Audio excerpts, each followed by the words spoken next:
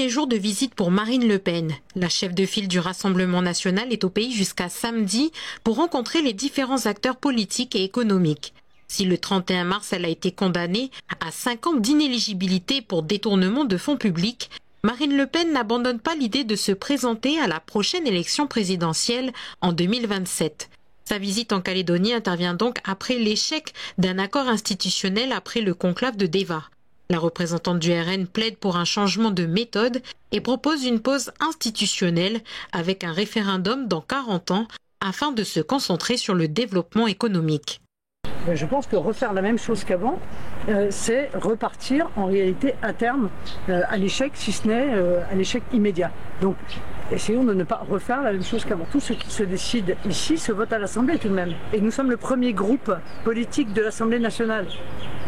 Pas le premier groupe d'opposition, le premier groupe politique de l'Assemblée nationale. L'ensemble des acteurs ici a accepté de nous rencontrer car ils sont bien conscients que c'est évidemment aussi au niveau de l'Assemblée nationale, au niveau potentiellement d'ailleurs d'un congrès, que peuvent se décider l'avenir aussi de Nouvelle-Calédonie. Preuve que le dossier calédonien s'invite sur la scène nationale, François-Xavier Bellamy, vice-président des Républicains, est lui aussi au pays, et ce jusqu'à dimanche. L'occasion d'aller à la rencontre des acteurs politiques et économiques, mais aussi de s'exprimer lors de réunions publiques sur sa vision de l'avenir institutionnel du Caillou. Il ne peut y avoir aucune solution institutionnelle qui commence par ne pas respecter l'expression du peuple qui s'est exprimé à travers les 3 référendums qui ont eu lieu au cours des dernières années. Moi, je ne crois pas qu'on puisse aujourd'hui donner raison à la violence en premier temps, et ça a été un grand désaccord avec Mme Le Pen il y a quelques mois, qui est ici aujourd'hui en Calédonie. Il y a quelques mois à Paris, on avait eu un débat extrêmement rude tous les deux, parce que moi je considérais que promettre un 4e référendum, c'était donner raison d'une certaine manière à la violence qui, à ce moment-là, était en train de détruire le territoire calédonien. Une visite jugée importante pour les loyalistes et le Rassemblement. Et donc c'est essentiel pour nous d'avoir ce soutien. Il est un soutien du premier jour, il est un soutien permanent sur tous les sujets. Le sujet des ingérences étrangères sur lesquelles il est intervenu, le sujet de la sécurité, le sujet de l'économie. Il est également le premier vice-président des Républicains et on a un soutien très fort de Bruno Retailleau, ça a été dit, en matière de sécurité. Ces visites de la droite et de l'extrême droite interviennent quelques jours après une visite de Mathilde Panot et Bastien Lachaud, députés de la France insoumise. Le président de la République invitera avec le gouvernement les parties prenantes de la Nouvelle-Calédonie à venir travailler à Paris à partir de la mi-juin afin de clarifier les sujets économiques, politiques et institutionnels en vue de parvenir à un accord partagé sur l'avenir de l'archipel. Il s'agit des mots de l'Élysée qui ont été communiqués hier dans la soirée.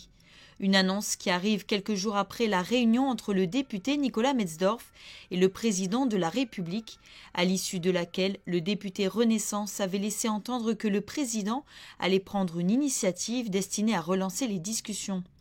Manuel Valls, ministre des Outre-mer, avait alors rappelé qu'il restait en charge des discussions à la demande du chef du gouvernement. Pour l'éveil océanien, c'est une bonne nouvelle. Vaimua Muliava répond, je cite, « Nous sommes plutôt rassurés de ce communiqué. Nous n'avons jamais décliné une invitation et c'est le bon moment pour trouver un accord attendu par toute la population. » Selon lui, Déva n'était pas un point final, mais une virgule. Pour Calédonie Ensemble, cette invitation est l'opportunité de poursuivre les discussions pour trouver un accord consensuel. Le membre de ce parti, Philippe Dunoyer, rappelle que ni le ministre ni les politiques ne considéraient Déva comme une finalité, rappelant que depuis les discussions n'ont pas cessé. De son côté, le président de l'Union calédonienne, Emmanuel Chibaou, avait déjà confirmé son intention de poursuivre les discussions, même si le parti n'a pour l'instant pas plus de détails concernant l'invitation. Le groupe souhaite rappeler que le président Macron ne désavoue pas le ministre des Outre-mer, Manuel Valls, qui a permis jusqu'à aujourd'hui de mettre tout le monde autour de la table. Le Palika, quant à lui, ne s'est pas encore concerté sur le sujet. Pour les loyalistes et le Rassemblement, c'est une bonne chose et c'était attendu pour clarifier la situation. Pour l'heure, le communiqué de l'Élysée ne précise pas quelles sont les parties prenantes invitées à Paris. Le Congrès de la Nouvelle-Calédonie a renouvelé sa décision ce mercredi en votant à 30 voix pour, 2 contre et 12 abstentions d'un moratoire de 50 ans interdisant toute prospection, exploration et exploitation des ressources minérales dans les fonds marins calédoniens. Cette seconde lecture demandée par 18 conseillers du groupe Rassemblement et des loyalistes visait à réduire la durée sans en contester le principe. Le débat a été court, signe d'un large consensus autour de la nécessité de protéger les écosystèmes marins. Adoptée une première fois le 29 avril, cette mesure est un signal fort de la Nouvelle-Calédonie à l'approche du sommet de l'ONU sur les océans à Nice, prévu du 8 au 13 juin. Et elle est à contre-courant de pays comme les États-Unis qui ouvrent l'exploitation minière en haute mer. Que la paix et la bénédiction de Dieu Tout-Puissant, le Père et le Fils et le Saint-Esprit descendent sur ce bateau et ses passagers. Amen. Le Seabreeze 2, le nouvel arrivant de la flotte de la société Yala Belep. Ce prestataire qui a en charge la desserte de l'île de Belep pour le compte de la province Nord a été présenté ce matin ici au port de Pandop à Koumak. Jusqu'à présent, le Seabreeze 1 était le seul catamaran de la province et du territoire à faire la navette entre Koumak et Belep.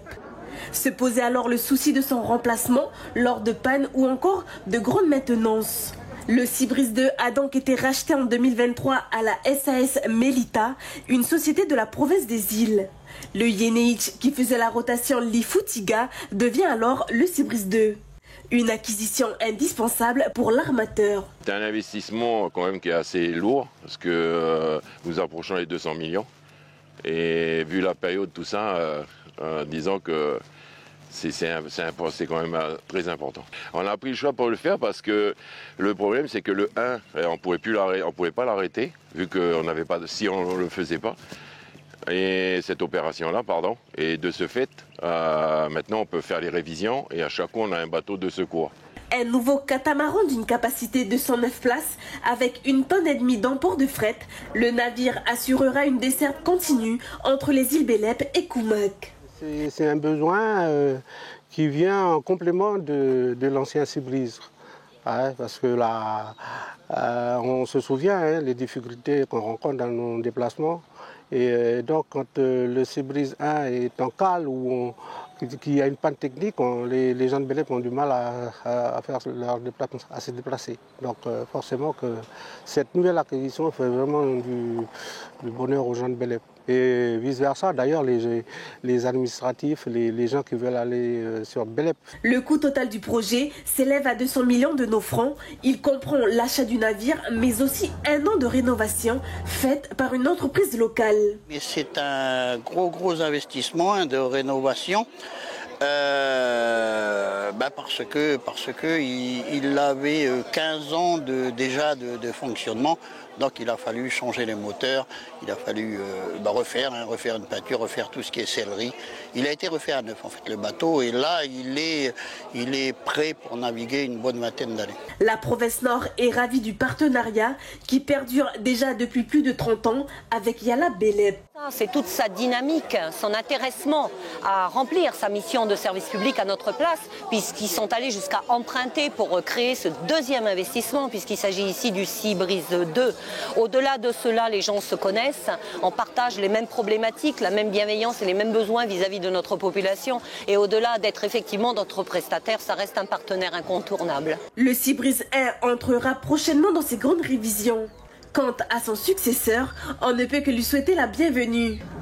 À noter que le prix du billet pour les passagers restera inchangé.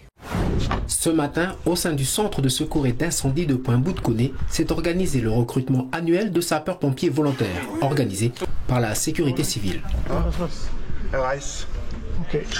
Aujourd'hui, nous avons 2 grandes étapes. La première, c'est les épreuves physiques.